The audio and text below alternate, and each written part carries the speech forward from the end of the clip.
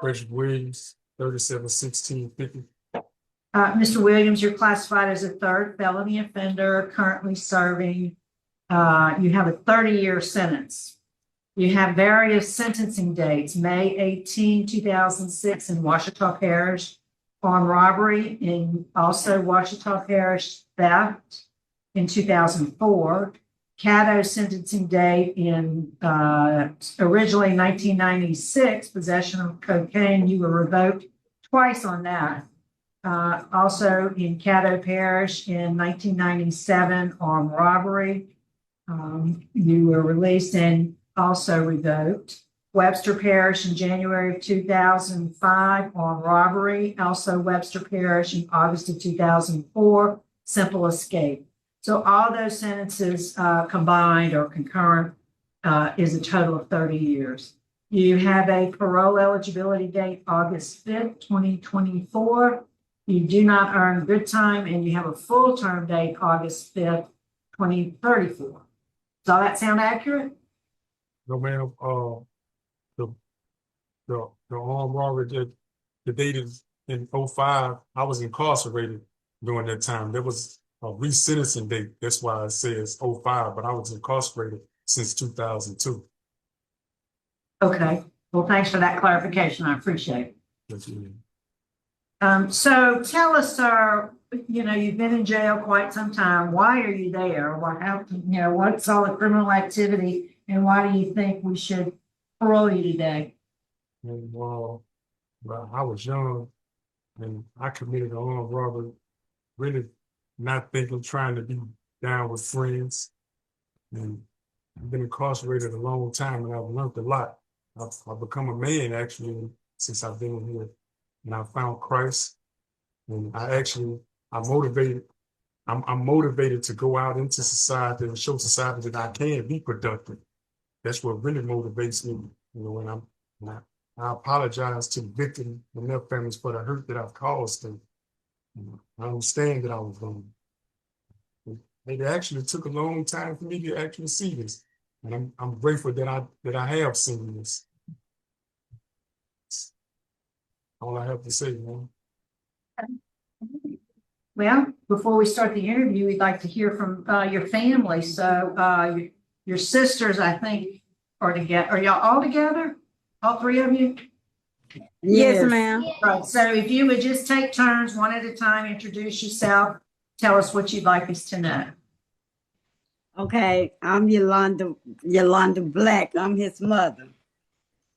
And I would like to say that I feel as though that my son is ready to come home. He tells me this all the time. I mean, he regrets what he did to society and hurting people and things. And when he did those things, he really we're a good family. He comes from a good family.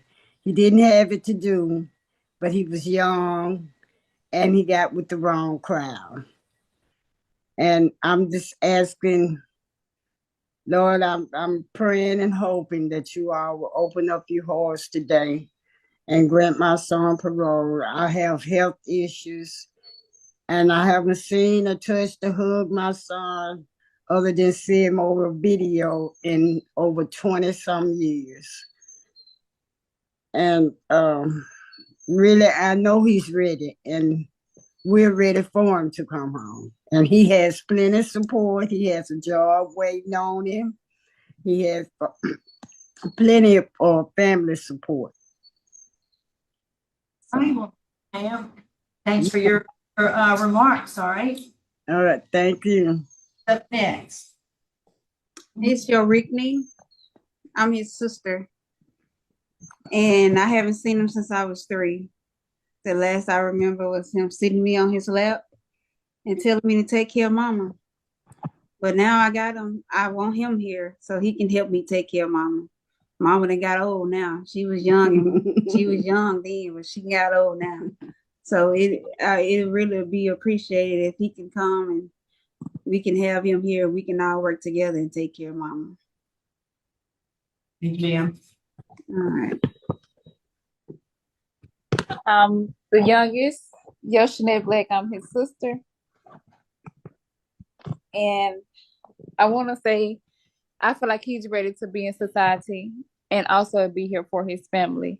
I'm the only one with kids. I'm a single parent. I have no help, and I would like to at least have that help and want him to be with his niece and nephew and have that opportunity to be in their lives because I haven't seen him since I was 2. All right, thank you. You're welcome. I'll take the time to speak with us this morning.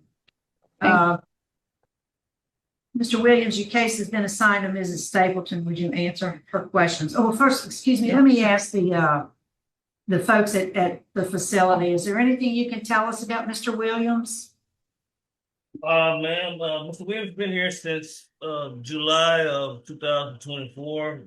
There hasn't been any problems, does not have any write-ups.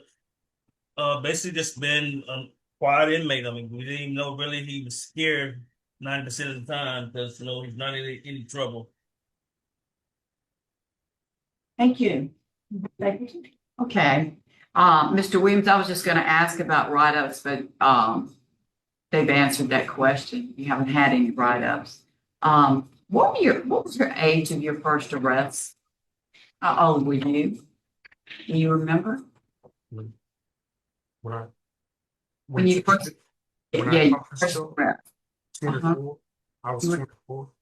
You were 24? Okay. And so how old were you when you ended up in prison this time that you've been in jail?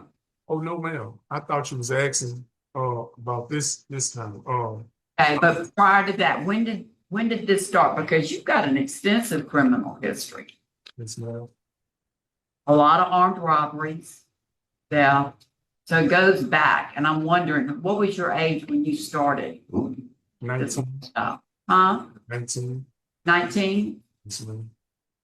Okay. So what classes have you taken since you've been there? I haven't been able to get in any classes. I've been told that I needed to be 2 to 3 years short of my earliest release date.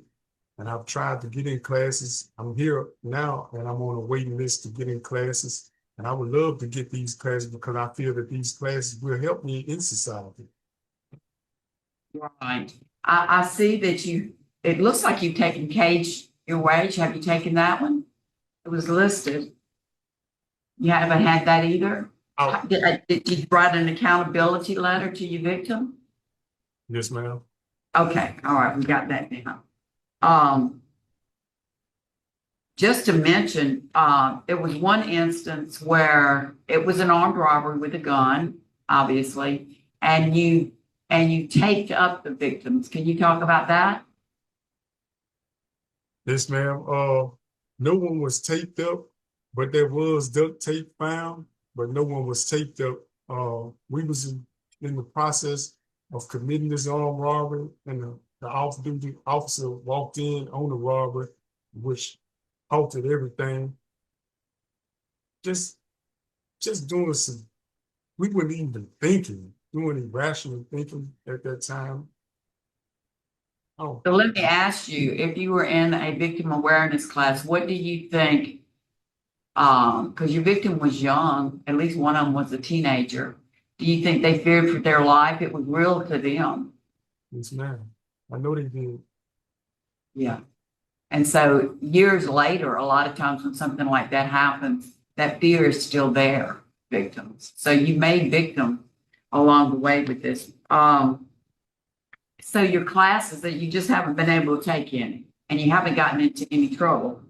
Well, I would love to take these classes if it's possible while I'm out on parole, if you all see fit to grant me. But I would love, because I feel these classes would help me. Okay. Well, you do need the classes. I'd love to see you be able to take them also. This is what the summary is. You're currently serving hard labor sentences for the offenses of armed robbery with use of firearm, theft, possession of cocaine, simple escape, 2 counts of armed robbery. These offenses in 3 different parishes committed with armed robberies in Webster Parish and Washita Parish within a 1-week time frame. Williams was on parole for armed robbery and possession of cocaine when he committed additional offenses of armed robbery and theft. So your record is really bad. And you should know that you have opposition from all the law enforcement and the attorney general. So,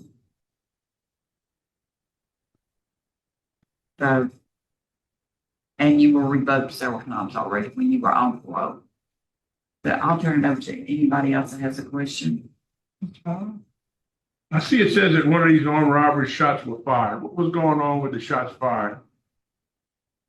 No shots was fired in the armed robbery. Ever? No, sir. No gun discharge. I'm talking about even by partners, not just you. No, sir. Anybody ever fired a shot? No, sir.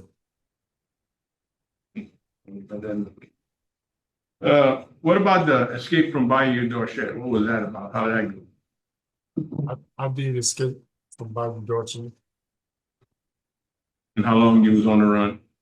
64 days.